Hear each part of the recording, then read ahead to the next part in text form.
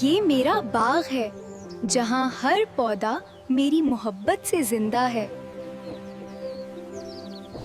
یہ ٹماٹر آج مجھ سے باتیں کر رہے ہیں، یہ کیسے ممکن ہے؟ بانو،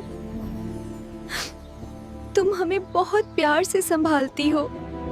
یہ گاجر بھی خوشی سے بول رہی ہیں۔ کیا یہ خواب ہے؟ یہ مولیاں تو بالکل بچوں کی طرح شرارت کر رہی ہیں۔ ہمیں جلدی نکالو بانو۔ ہم تیار ہیں۔ یہ پالک مجھے زندگی کا اصل سبق سکھا رہی ہے۔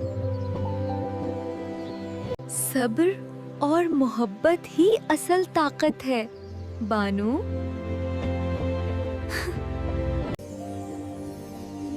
آج میرا باغ صرف باغ نہیں، ایک جادوئی دنیا بن گیا ہے۔